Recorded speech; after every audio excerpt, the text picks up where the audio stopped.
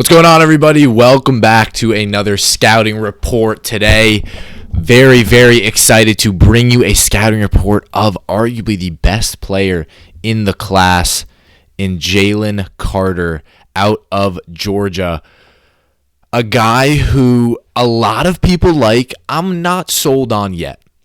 And I'm close to not giving the same evaluation as Travon Walker as I did last year. If you guys followed the channel, you would have seen how much I did not like Travon Walker, who was also a defensive lineman out of Georgia, got drafted last year, first overall to Jaguars, and we've kind of seen how he's not been great. He definitely wasn't awful, but wasn't like a defensive player of the year or defensive rookie of the year candidate. But today we're bringing down Jalen Carter. Obviously, he's more of an interior offensive lineman. I'll be going over just kind of what I like, what I don't like, looking at some tape a little bit, and it's gonna be really exciting. Obviously, let me know what you guys think about Jalen Carter down below. I'm just kind of swinging into my draft process, so I'm sure my opinion will change and vary throughout the year until we get to the NFL draft, which we always do a live stream for, live coverage of the NFL draft. So as always, I know it's only January, but make sure you guys stay tuned for that in April. And without further ado, let's get into the breakdown.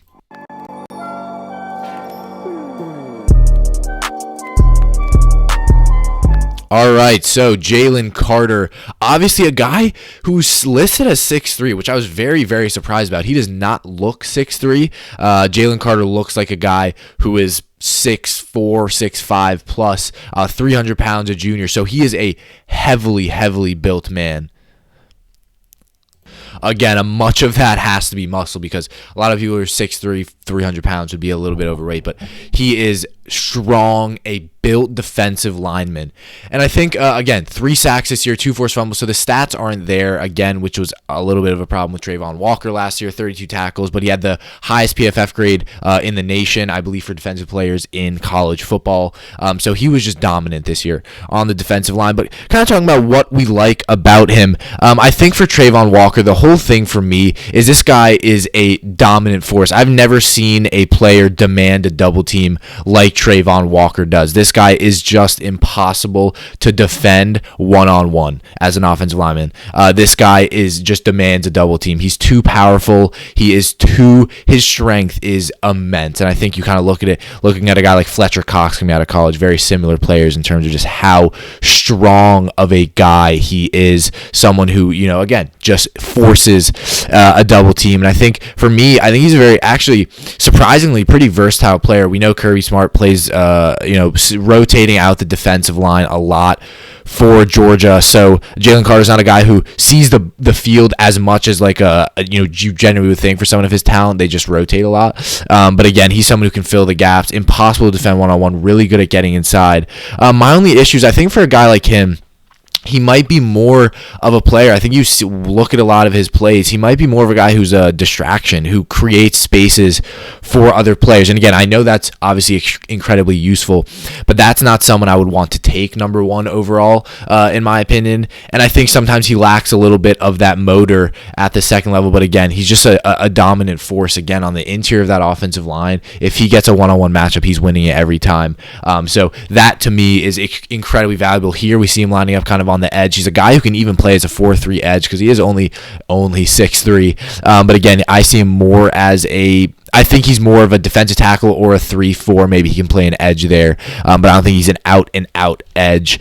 But again, for me, I think Jalen Carter lacks a little bit of that motor. I think you see it a lot in a lot of these plays where he just lumbers up to the line and he's not the quickest, off the line, and that completely contradicts what he generally is when he has full stamina. This guy has an incredible get off. Like, he's a guy who one-on-one get off, and again, that's why he's able to beat many double teams. His get off is so quick, which I think is obviously incredibly useful, especially for a guy of his size, his stature, to be able to get off in the time that he does. I think is incredibly useful. And I think that's why a lot of people want a defensive lineman like Jalen Carter, because I do think he's a very rare guy. I don't think we saw a guy like him in last year's draft, and again, that's with every year's draft. But I think again, he comes out of a very specific Georgia defense. You don't see that's not true. I guess it's not that you don't see a lot of NFL teams running this kind kind of defense, but I think the rotational play that Jalen Carter has gone through won't be as rotational. I think he'll be forced to take many more snaps, assuming he kind of pans out. But again, that motor definitely is a question to me. I think he's a guy who lumbers up to the line, isn't as powerful. He can get overpowered, and not even overpowered at points, but he can kind of just get blocked enough, and then he can't get that angle to, whether it's to stop the run or get to the quarterback. But again, just, a little bit of my worry for me is, I think, again, that lack of motor to me is a big one. I love my defensive lineman edge. I guess edge is a little bit more important, but defensive lineman just having that high motor. So to me, that's definitely a bit of an issue. But I think this is going to be another player. We talked about Devon Witherspoon in our last scouting report, that I just think the combine is going to do him so well. I think this guy is going to put up incredible numbers, and he's going to be a top 5 pick. Whether I like him or not, this guy is going to be a top 5 selection in this upcoming draft because of just, he offers a lot that not a lot of defensive linemen do. I think he offers a good amount of versatility, and then again, that get off is fantastic. If this guy's full stamina, his get off is impossible to defend. I think even at the next level, this guy will be nearly impossible to defend one-on-one as an offensive lineman. He's just too powerful. This guy possesses so much power.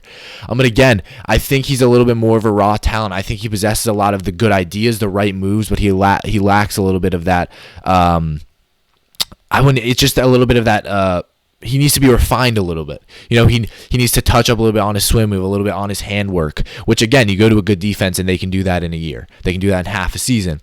So again, I think that's what a lot of teams are going to be looking at, is the intangibles he has are very, very useful, and it's just about coaching him. And then this guy can become one of the best defensive tackles in the league. Obviously, we know he's 6'3", which, again, it's crazy to say isn't the biggest for defensive tackles, but obviously Aaron Donald did it. He is incredibly strong, so I don't think, and he looks a lot taller than 6'3". I guess he's going up against offensive guards who are generally the same size. So that's, again, what I think about him. But I think this guy is a nailed-on top 5 pick, no question about it. Again, and this guy could be the number 1 overall pick. I think the combine is going to be critical for his draft value because the stats weren't there as much this season. But I hope you guys did enjoy the video. Let me know what you think about Jalen Carter down below. Make sure you go check out my one on Devon Witherspoon. Comment any scouting reports you guys want down below. Again, they don't have to be high talented prospects. If this is a 2nd, 3rd round guy you guys really like, please let me know down below. I will do as many as I possibly can. And yeah, we're very excited.